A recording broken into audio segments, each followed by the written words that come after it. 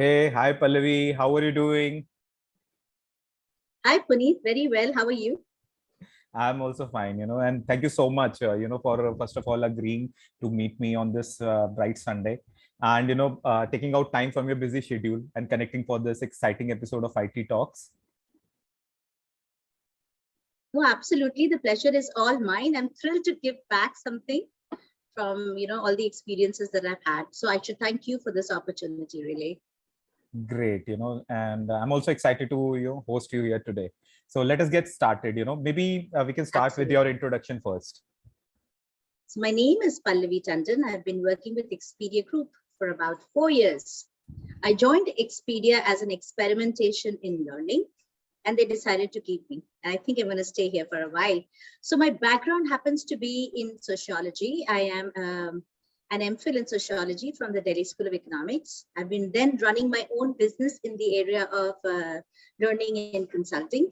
And lo and behold, Expedia happened. And I thought, wow, what a great opportunity to be an insider for a change from a consultant. And so that's really been my background, and that's who I am.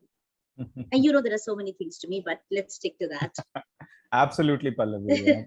So thank you for that great introduction. And so guys, I have known Pallavi for many years now, and we have connected on many fronts. And she has been a kind of a mentor, and I've learned quite a lot of things. And let's see, we'll try to take that discuss few of the points here today.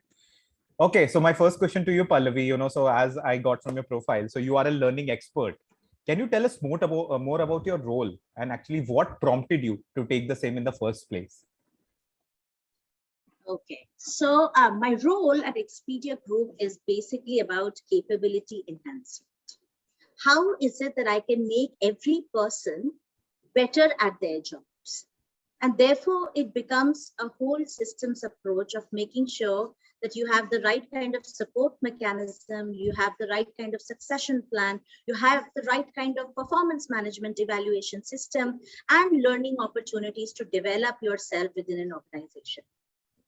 So it does fit under the spectrum of learning and development. But right now, for example, I'm looking at more strategic work in terms of how do you integrate all of these processes that I just spoke about, so that you, as a user of those processes, see some progression in your career and an opportunity to grow yourself as you experience your life cycle within an organization.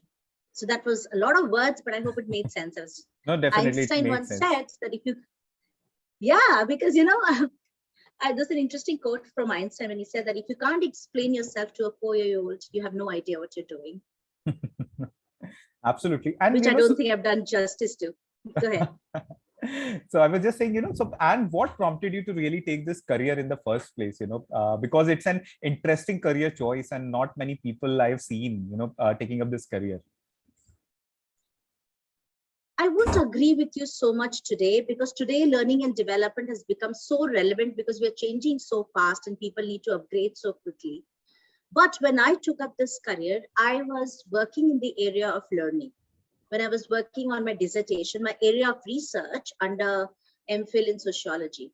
So I looked at learning as, a process, a mechanism, a possibility, and studied it from various aspects and realized that learning is not just a prerogative of young children. You need to continue and have lifelong learning. Absolutely. And hence the entire idea of growth mindset. So how do you make it happen? And I realize I'm a great talker. You can see it right now. So I don't stop talking. So I guess from the knowledge base that I had, from the fact that I really enjoy interacting with people, I enjoy that connection. I'm not a background researcher, so to speak, or an armchair thinker. I like to be in the midst of action. I like to apply myself really well, be innovative about how I approach problems and solutions. And at the end of the day, I am like that absolutely self-obsessed person who enjoys making a difference in somebody else's life. Like if I can change your life and move it even by a millimeter, that's the biggest joy I get. So all of this, if you put together, this seems like a great career choice. Absolutely. because every day you feel like a doctor. You're changing somebody's life some, you're impacting somebody's life some, and really enjoying it in the process. Wow, that does sound Which is one. intriguing. Which brings to me, so our central theme of our talk today, that is actually barriers to learning. So I have often seen that, that after a certain age, people find it very hard to continue to learn and especially to change. So can you elaborate more on these barriers? Interesting question. And then, I will love to answer that, but I'll qualify it by saying that let's look at adult learners. Children, by design, by nature, have this huge inquisitiveness to lap up everything that they're seeing, observing, inculcating. But adults, there are many hurdles that they face. First and foremost, in the process of becoming an adult, they feel they've done it, been there, seen that, and there's nothing else left to learn. And that they've arrived in life, and they know what works and what doesn't. And therefore, it becomes very difficult for them to accept that there is more to learn. There is always more to learn. So that's the first hindrance. Interestingly, along with it comes another hindrance, that why do I need to learn? Like, what's the ROI on this additional learning? I've done so many years of education. Now, what is the advantage I get? And sometimes not all advantage can be calculated by money, or the remuneration that you get, or the position that you're holding. Knowledge itself is power. We don't see it like that. We see it investment of energy and a return on that investment. That hinders people from learning. Also, we are very reactive. We don't want to learn till it becomes imperative and important. Till life throws us a challenge we can't handle. Very true. And we are like flummoxed. So why should you learn? Like, I don't need to learn. I'm doing just fine. And then, so once you're stuck, like you're in a crossroad and you don't know what to do, then you believe, oh, I think I need to upskill myself. I will become irrelevant, or I don't know how to handle this, and so on and so on. Even more interesting is that we are those frogs in that burning water. Why change? I mean, like, we love to accommodate. We love our safety nets and our comfort zones. So unless that is taken away from you, you would rather be the frog that dies in the boiling water than jump out and try something new, because that's very scary, right? As an adult, you have so many responsibilities, the need to prove yourself, that you don't want to put yourself in a risky situation where you can possibly fail. We resist the idea of even failing. We're not okay with that, with making mistakes. So we don't want to try changing. And then I'll tell you one very interesting one also. This is something that stops everybody from changing, which is, why should I change? You change. Let the world change. Let my organization change. Pointing let fingers. my family change. And somebody else. It is somebody else's job to change, not mine. Right. Why should I go through that entire headache? There is nothing wrong with me. There's something wrong with where I am, or what I'm doing, or the people I'm with. So you would see people hop jobs with the hope of changing their circumstances instead of looking within. And you and I are both Buddhist practitioners, and I know that. And absolutely, there is oneness of you and the environment. Your environment is not going to change till you change something about yourself. And we know that because of our practice, but it's difficult to explain that to people, that any change you want in your external environment has to come with you. Otherwise, no matter where you go and what you change, you will be in the exact same situation again and again and again. And that resists. I mean, people don't want to do that. It's too risky. Absolutely. So couldn't agree more. And I think you have put it in a very beautiful way. And the way I see it, so that, the change is the only constant, and without, rather than waiting, and then finding yourself in that, like the example you gave about that frog in a hot tub, right? It is, I think it's the perfect example, that portrays the current scenario that we have in current times. Which brings to me to the next question, that what kind of learnings you think that people should be doing to stay relevant in current times? Yeah, I think there are some, the relevant times are very well, and sometimes this word is used too much, but it's the right word. It's very VUCA. It's very volatile, uncertain, very ambiguous, very complex in the way it is.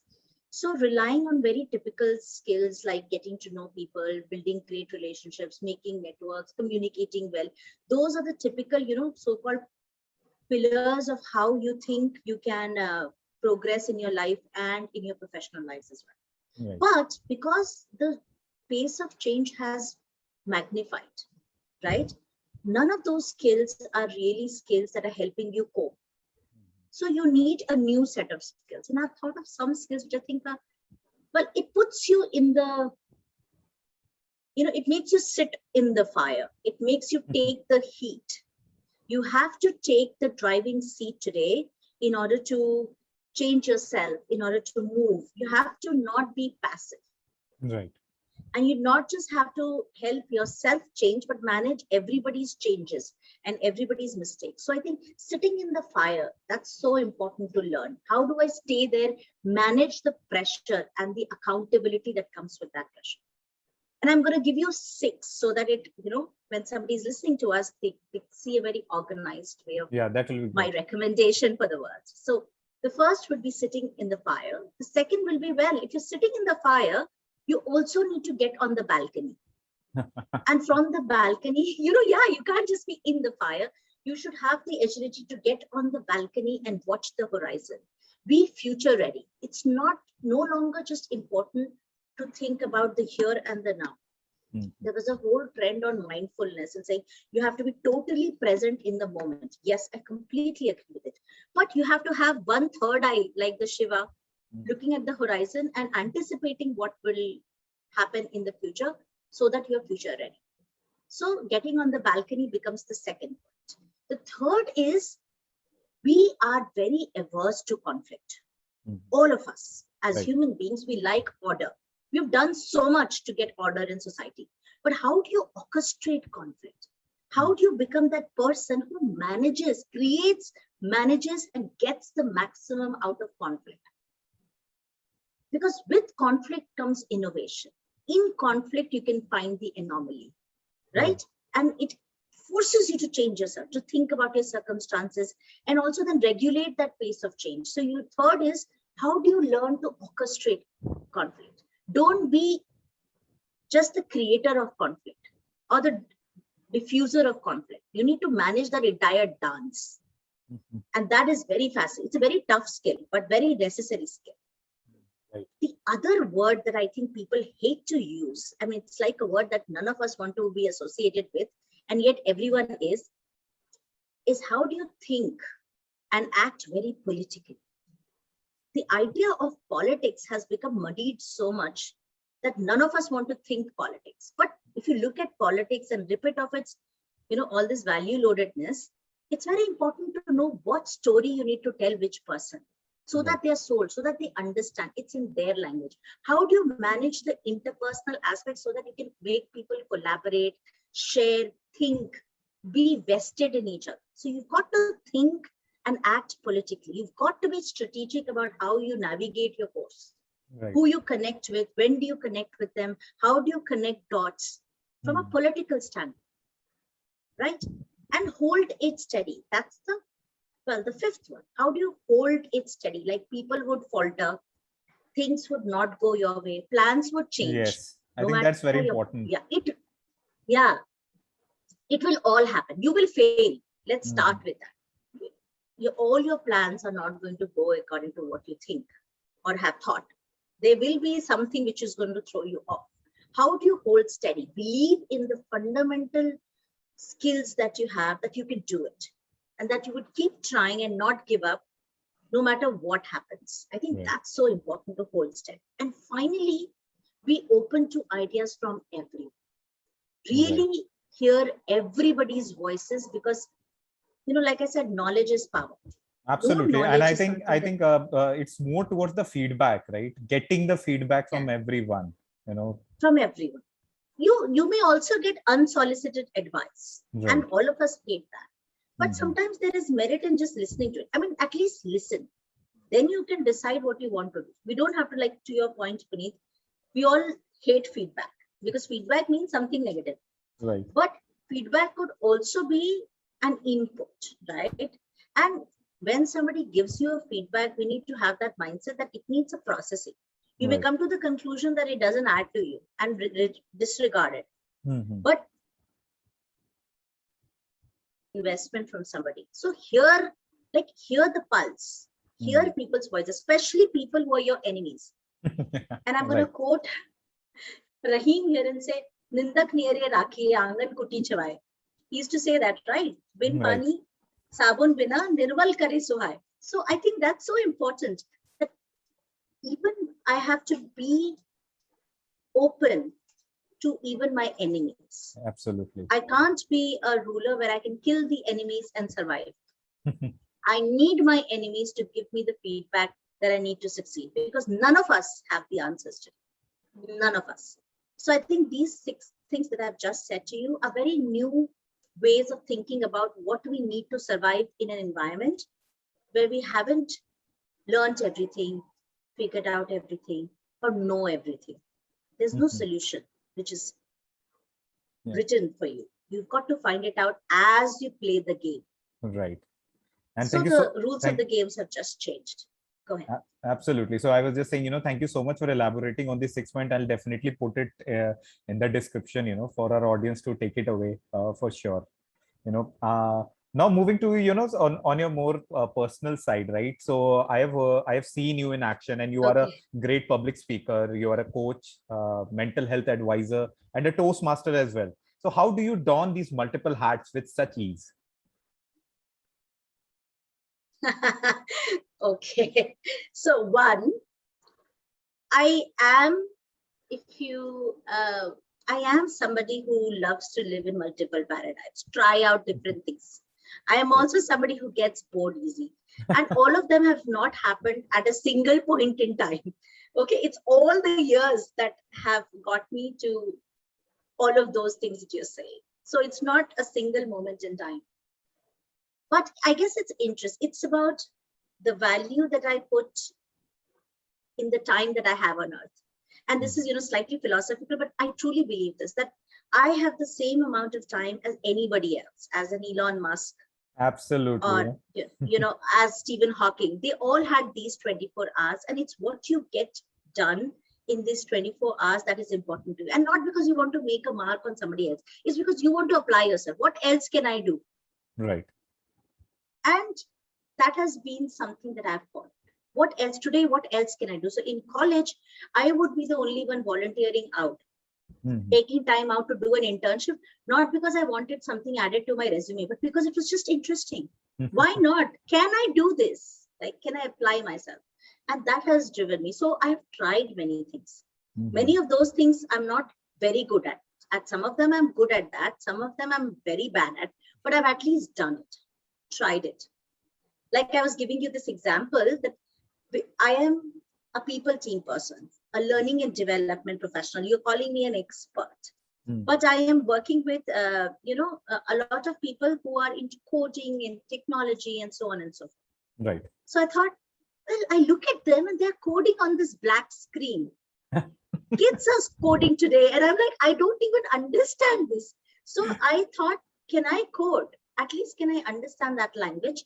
And now it's easy, right? Today, it's so easy to learn something. Absolutely. So I went on one of these. Yeah, it's so easy. You just have to have that thought in your head. It's like that movie, and I often quote it, Inception, Leonardo DiCaprio movie. And what do people do? And he said, just plant that idea in people's head and you will see them do it. Much like that. That idea has to come into my head. And I ended up learning a language called Python. Wow. Awesome. And I thoroughly enjoyed it. And I'll tell you why. Because it's different from what I do. It's so different that it forced me to apply myself very differently. And therefore it recharged me.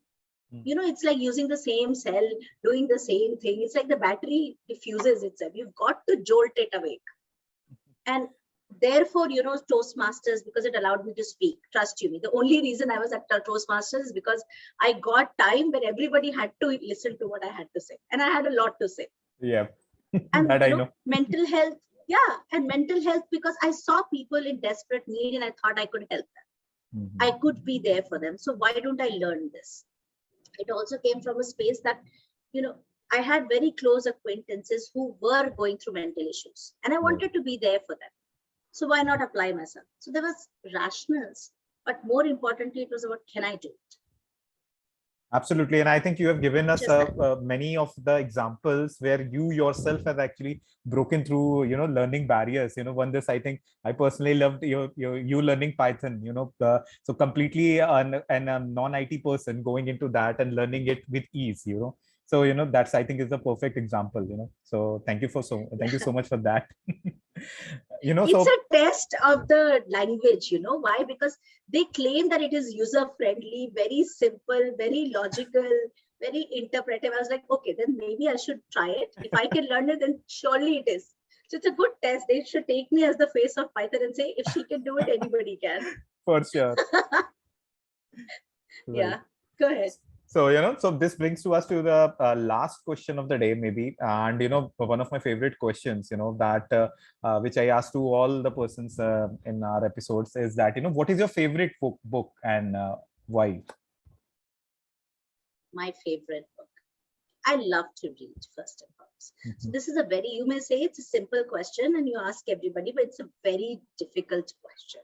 Absolutely. To pick up one book and say, this is my favorite book. So I don't really have a favorite book or a favorite genre for that matter.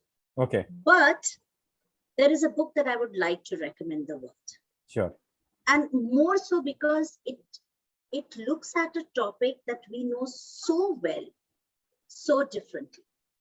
You and I, all of us must have heard about the Mahabharata. Yes. Right. And thanks to so many writers, we know Karan's story and Karan's wife's story and Duryodhan's story. And we've looked at it from many different angles because of so many people have gone into the sublines of those stories.